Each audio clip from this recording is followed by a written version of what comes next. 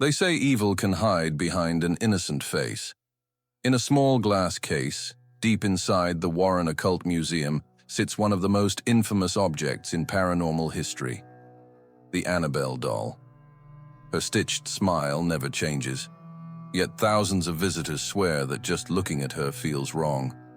There's a sign taped to the glass that reads, "Warning, positively do not open." But every warning has a story behind it. Annabelle's story began in the early 1970s, when a young nurse named Donna received the doll as a birthday gift from her mother. At first, it seemed harmless, just an old-fashioned Raggedy Ann doll sitting quietly in her apartment. But over the next few weeks, strange things began to happen.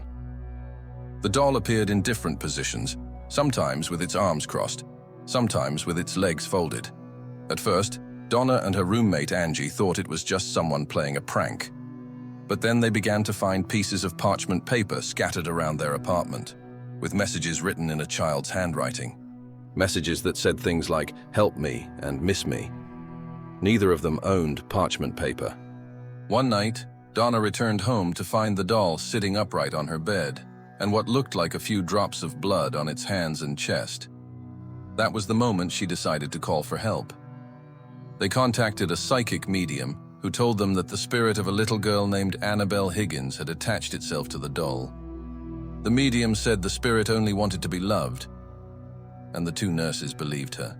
They gave the doll permission to stay. That was their mistake. The activity grew darker.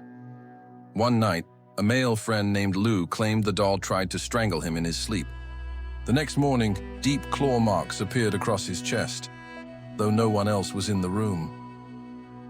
When Ed and Lorraine Warren, the famous paranormal investigators, arrived, they quickly concluded that this was no child's spirit at all.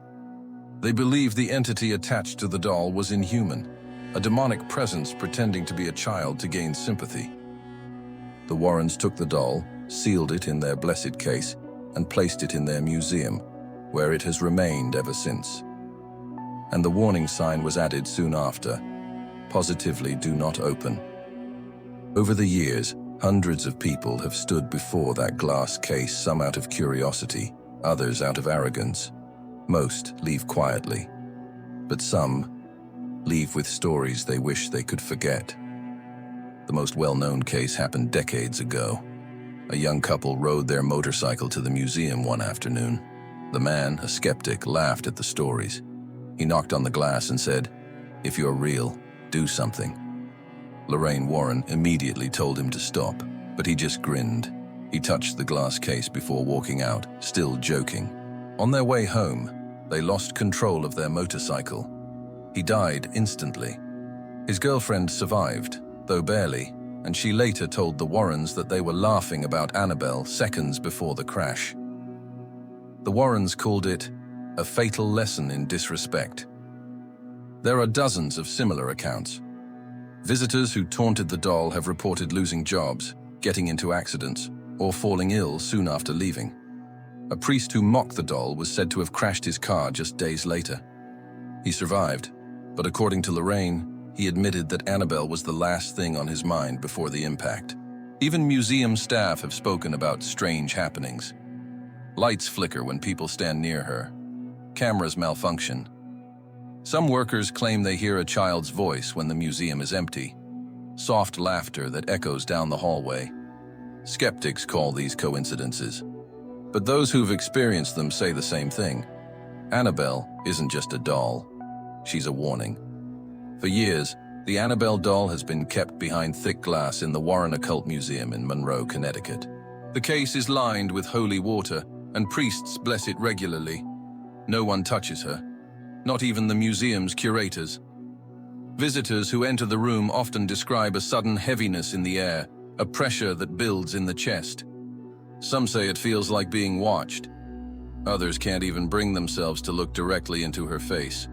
Lorraine Warren once said, "That doll is the worst thing in here. Nothing else in this museum has caused more trouble."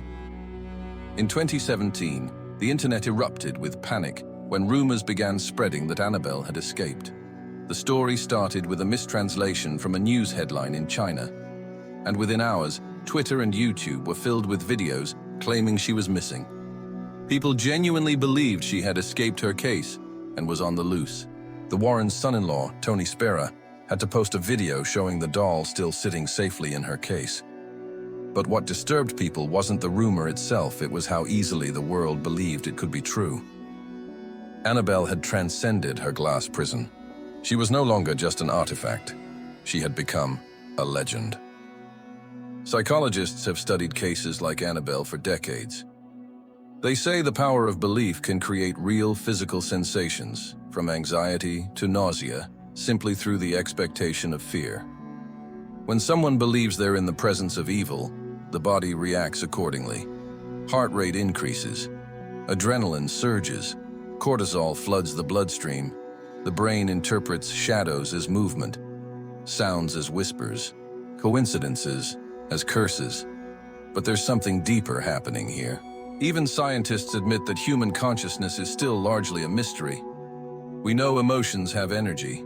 We know trauma leaves a mark, not just in memory, but sometimes in places. Could intense energy, fear, grief, or violence imprint itself onto objects? Many paranormal researchers believe so. They call it a residual haunting, where emotional energy lingers like a fingerprint. Maybe Annabelle isn't possessed at all. Maybe she's simply absorbed the energy of everyone who's feared her. Fear feeds fear, and that might be what makes her so powerful. Annabelle isn't the only cursed doll in the world. In Florida, a doll named Robert sits in a museum, said to bring bad luck to anyone who disrespects him. In 2001, a mysterious box known as the Dybbuk box surfaced on eBay, blamed for nightmares, illnesses, and strange shadows. Each story shares a pattern: disbelief, disrespect, and consequence. Humans have always feared what they don't understand, but what's unique about Annabelle is the scale of that fear. Decades after the Warrens' investigation, movies, documentaries, and thousands of online videos continue to spread her legend, and every retelling seems to breathe new life into her story. Whether cursed, haunted, or psychological, Annabelle has become a symbol of what happens when curiosity crosses the line. The glass case isn't just protection. It's a boundary between us and something we can't explain. Today, she sits quietly behind that same glass. The museum is dimly lit. Visitors whisper. And though she never moves, everyone who walks away swears they felt her eyes following them. Maybe she's just a doll. Or maybe the warning isn't about her at all. Maybe it's about us. About how easily our minds awaken the darkness when we dare it to show itself. So what really happens if you touch the Annabelle doll? Maybe nothing. Or maybe you carry something invisible home with you. Something that waits. Something that watches.